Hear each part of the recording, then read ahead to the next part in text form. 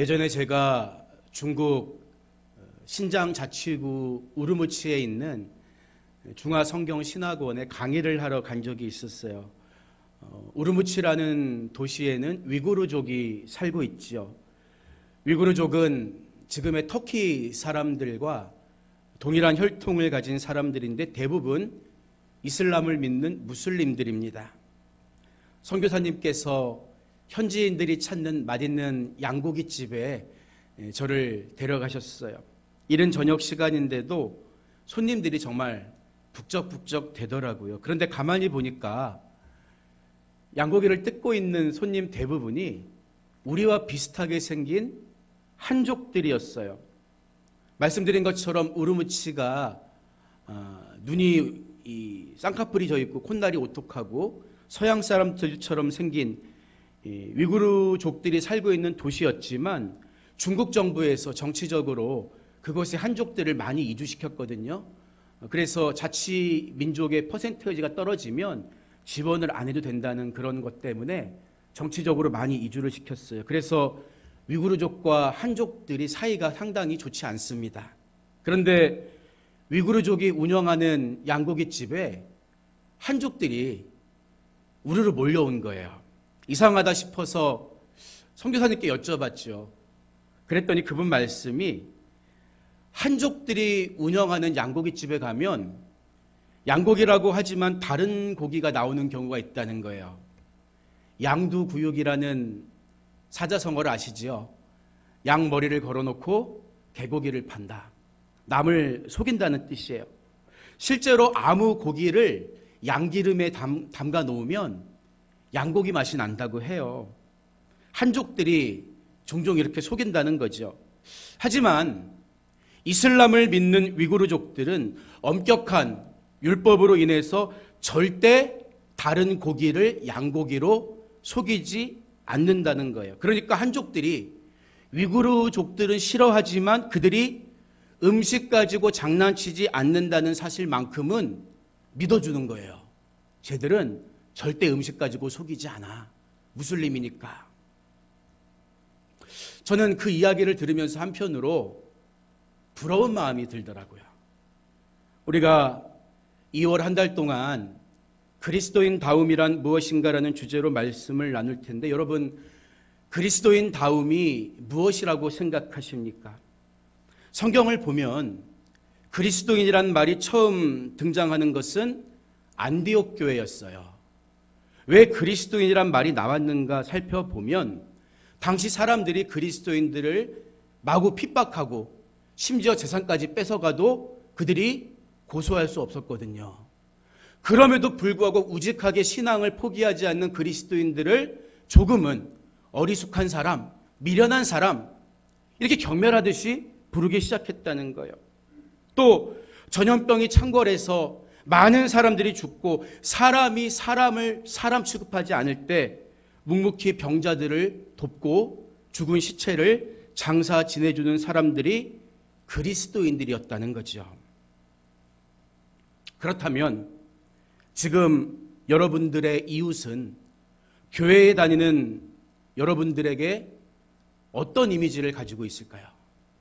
성경은 우리가 어떤 삶을 살 때 그리스도인다운 삶을 살 수 있다고 가르쳐 주는 것일까요? 사실 아담 이래 태어난 인간은 모두가 죄 가운데 태어나요. 그래서 에베소 교회 성도들을 향해 바울은 8절에서 너희가 전에는 어둠이더니 이런 말로 시작하고 있는 거예요. 지금은 복음을 듣고서 예수님 믿고서 새 사람이 되었지만 누구든지 예수님 만나기 전에는 다 어둠이었다는 거예요. 그런데 이 말을 우리가 잘 새겨봐야 하는 거죠.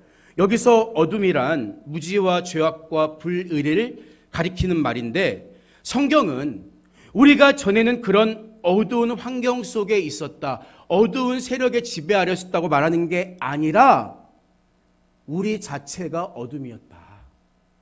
내 자체가 어둠이었다. 이렇게 말하고 있다는 거죠. 우리 인간은 죄를 지어서 죄인이 아니라 죄인이기 때문에 죄를 짓는다는 거죠. 어떤 행동을 해도 어둠의 열매를 맺을 수밖에 없는 진노의 자녀들이었다는 거예요. 그게 우리의 자연 상태의 모습이었다는 거죠. 여러분, 창세기를 보면 하나님께서 천지를 창조하실 때 제일 먼저 하신 일이 뭘까요? 제일 먼저 하신 일. 창세기 1장 3절 이하의 말씀을 보면요. 하나님이 이르시되 빛이 있으라 하시니 빛이 있었고 빛이 하나님이 보시기에 좋았더라. 하나님이 빛과 어둠을 나누사. 이렇게 말하고 있습니다.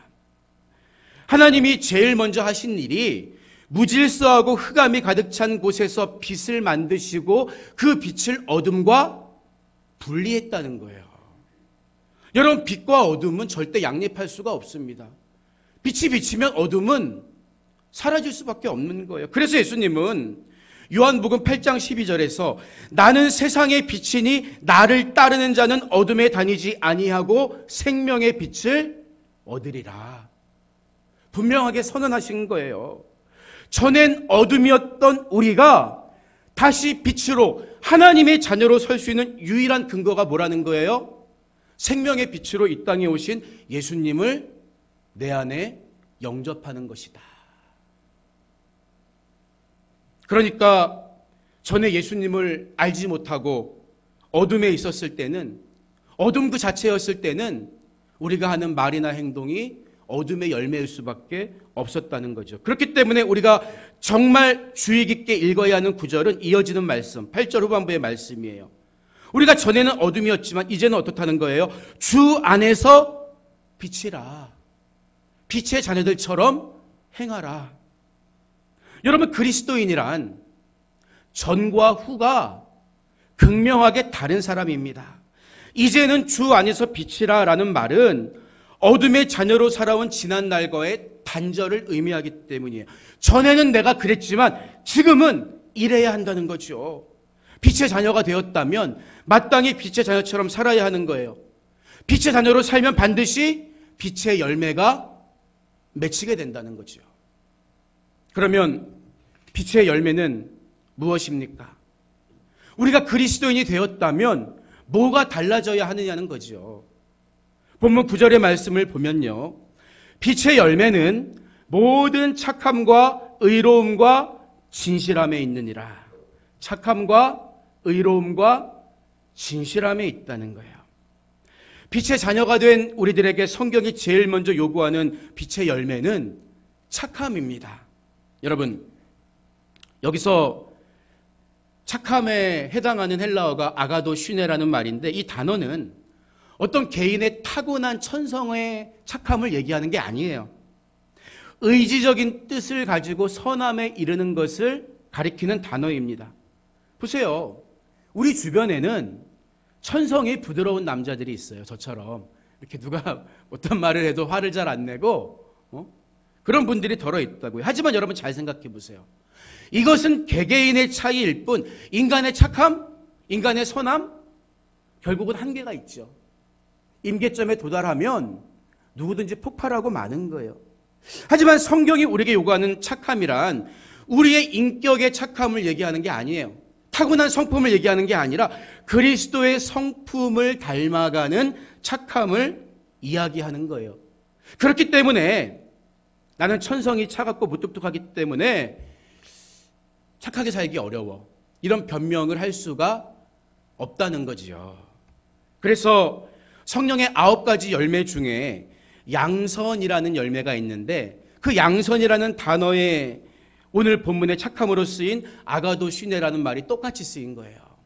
착함은 성령의 열매입니다. 성경을 보면 성경에 기록된 인물 가운데에도 이런 양선, 착함, 아가도 슈네의 성품을 가진 사람이 있었는데 바로 아리마대 요셉이라는 사람이에요. 아리마대 요셉은 우리가 잘 아는 것처럼 예수님의 시체를 자기 묘에 장사 지낸 사람이었죠. 그의 삶이 구체적으로 어떤 점에서 착했는지 직접적으로 성경이 기록하고 있지 않지만 우리는 적어도 2가지 점에서 아리마대 요셉의 착한 성품을 발견할 수가 있어요. 먼저 아리마대 요셉은 사람들이 다 들떠 일어나서 예수님을 죽이겠다고 나설 때 홀로 찬성하지 않은 사람이었다고 성경은 말하고 있죠. 여러분, 우리는 흔히 착한 성품이라고 하면 어떤 경우에도 남의 말에 반대하거나 토를 달지 않는 유연한 성품이 착한 성품이다, 이런 생각을 할 때가 있어요.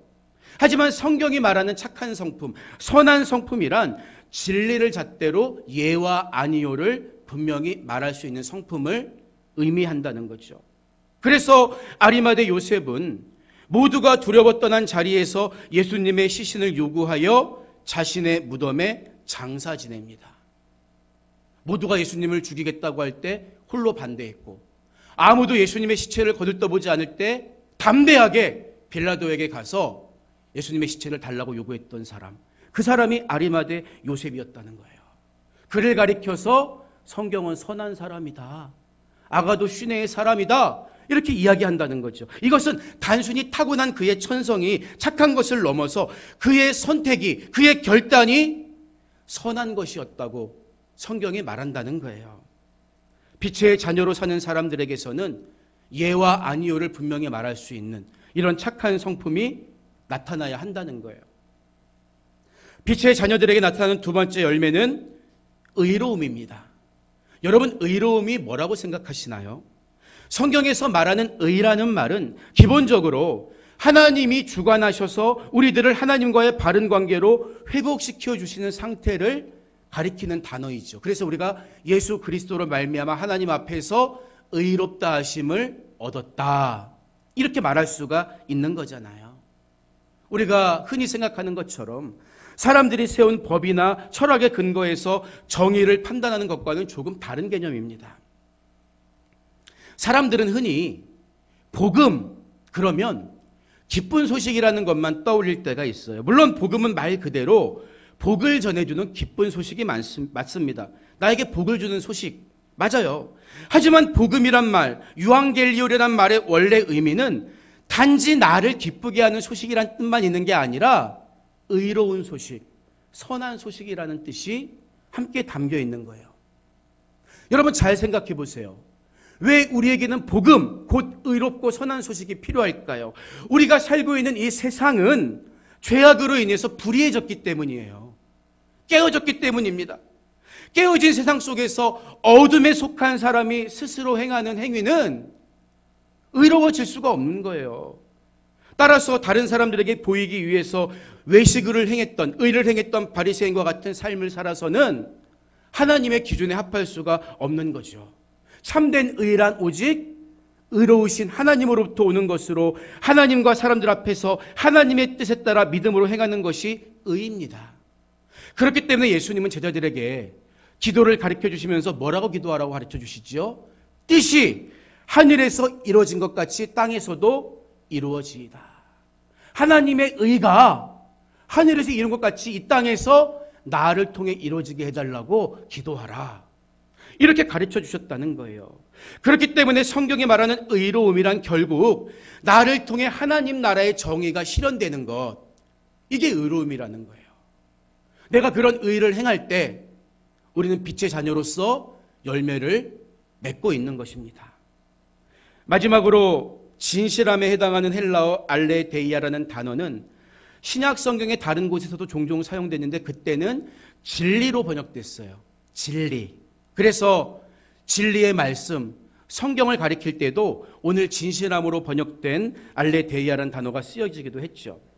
여러분, 진정한 진리가 뭡니까? 시대에 따라 바뀌는 거예요?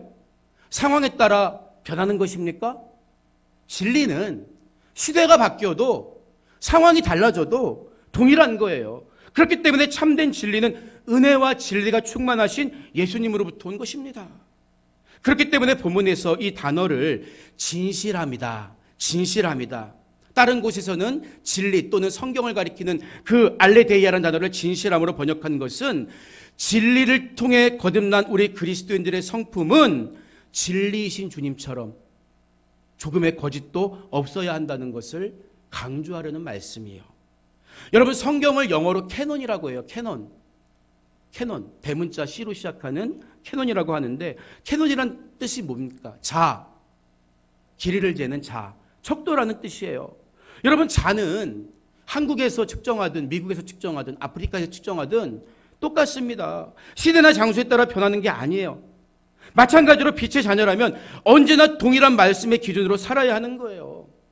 내가 조금 좋아하는 사람한테는 관대하거나 내가 조금 싫어하는 사람에게는 엄격하거나 이러면 안 되는 거예요. 이게 바로 진실함이란 말의 의미입니다. 똑같이 대하는 거예요. 이처럼 빛의 자녀가 된 우리들에게서 착함과 의로움과 진실함의 열매가 맺혀야 하는데 바로 이것이 그리스도인다운 모습이라는 거예요. 그런데 왜 바울은 빛의 열매의 특성이 이 세 가지가 함께 있어야 한다고 강조하는 걸까요? 여러분, 빛의 삼원색이 뭔지 아세요? 빛의 삼원색. 빨강, 파랑, 노랑. 이건 세계 삼원색이죠. 세계 삼원색 빨강, 파랑, 노랑을 합치면 까만색이 돼요. 그런데 빛의 삼원색은 빨강, 초록, 파랑입니다. 노랑이 없어요. 빨강, 초록, 파랑. 빛의 삼원색을 합치면 흰색 빛이 된대요. 그래서 우리가 자주 쓰는 모니터, 컴퓨터 모니터의 색깔도 이 빛의 삼원색의 원리를 이용해서 색깔을 낸다고 하죠. 우리 신앙의 삼원색은 뭘까요? 믿음, 소망, 사랑. 내적인 거요. 겉으로 드러나야 되는 우리 그리스도인 다움, 그리스도의 성품이 바로 착함과 의로움과 진실함이라는 거예요. 이 세 가지가 함께 있어야 온전한 그리스도인다운 성품을 드러낼 수가 있다니까요. 보세요, 여러분. 흔히 세상에서는 기부를 많이 하거나 남이 하기 싫어하는 일을 솔선수범해서 하는 사람을 착하다고 얘기해요. 저 사람은 참 착하다. 우리는 세 가지가 함께 있어야 되잖아요. 그가 아무리 착한 일을 한다고 해도 그 목적이 의롭지 못하다면, 하나님 나라의 영광을 드러내는 게 아니라면 그리스도인 다음과는 직접적으로 상관이 없을 수도 있다고요.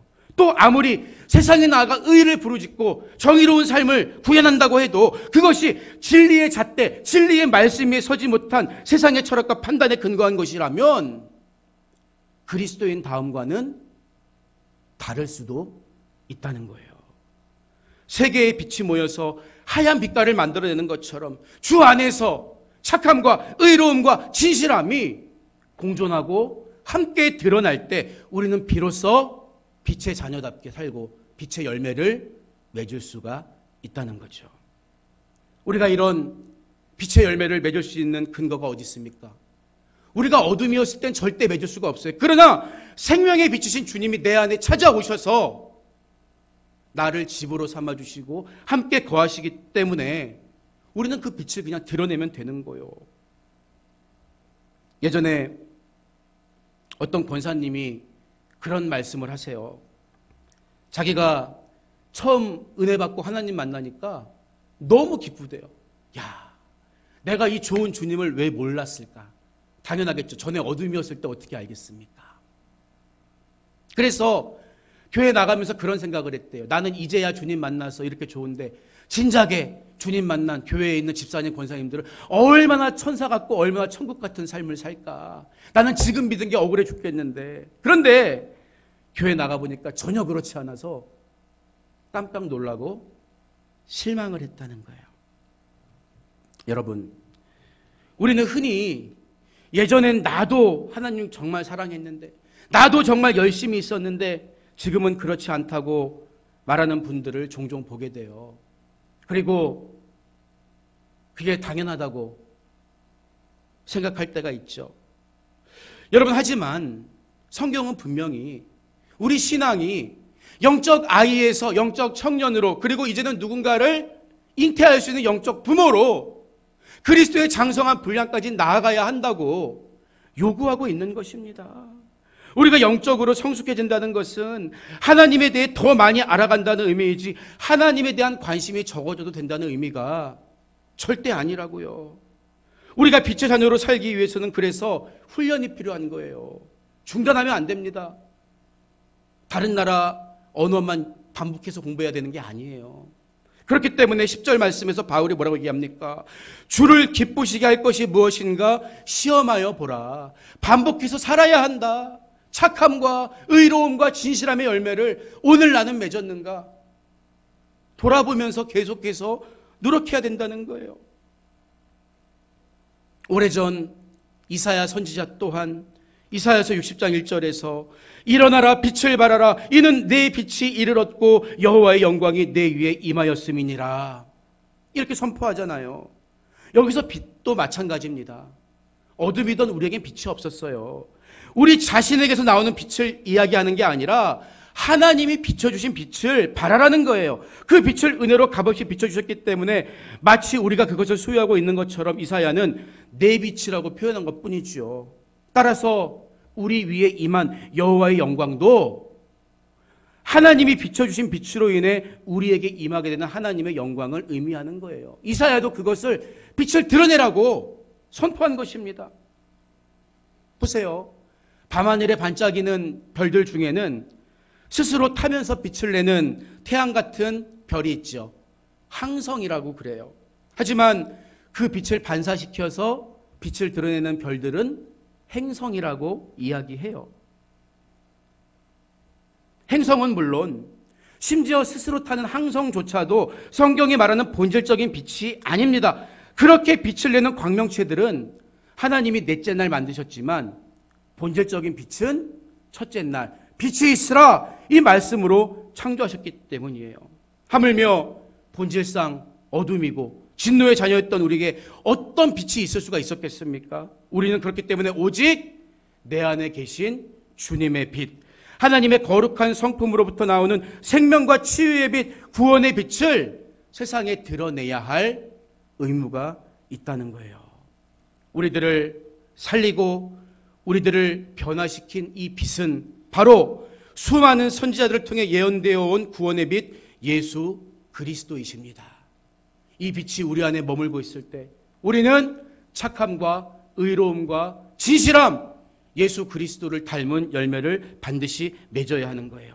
참된 그리스도인답게 어두운 곳을 환하게 소망의 빛으로 밝히는 그리스도인들이 되시기를 주님의 이름으로 축복합니다.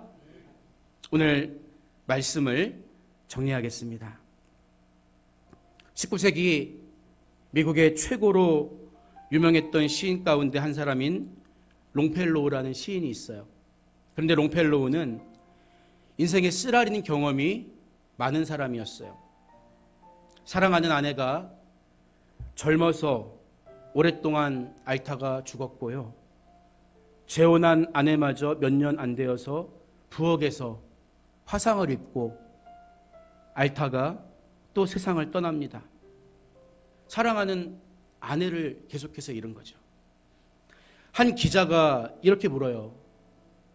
선생님은 두 부인의 사별뿐만 아니라 많은 고통을 겪으며 살아온 것으로 아는데 그런 삶 속에서 어떻게 이렇게 낭만적이고 아름다운 시들을 쓸 수 있었나요? 그러자 롱펠로우가 마당에 보이는 사과나무 한 그루를 가리키며 말하죠. 바로 저 나무가 나의 스승이었습니다. 저 사과나무는 오래되었지만 해마다 꽃이 피고 열매가 열립니다. 죽은 것 같은 옛 가지에서 새 가지가 다시 나오기 때문이죠. 나도 생명의 주 예수 그리스도에게서 새로운 생명을 계속 공급받아 인생의 새로운 꽃을 피우고 열매를 맺으며 살아왔습니다. 이렇게 대답했다는 거예요. 지금 여러분을 가르치고 인도하는 스승은 누구십니까? 우리에겐 어둠을 몰아내고 생명의 빛을 주신 예수 그리스도가 계십니다. 그리스도인 다움이란 결국 우리의 스승이신 그리스도를 닮아가는 거예요. 그분의 착함과 그분의 의로움, 그분의 진실함을 닮아갈 때 사람들은 이로써 내가 그리스도인이라는 것을 알게 될 것입니다. 날마다 말씀의 거울 앞에 나를 비춰보면서 주님의 빛으로 더욱 환하게 빛나는 삶 살아가는 여러분 모두가 되시기를 주님의 이름으로 부탁드립니다.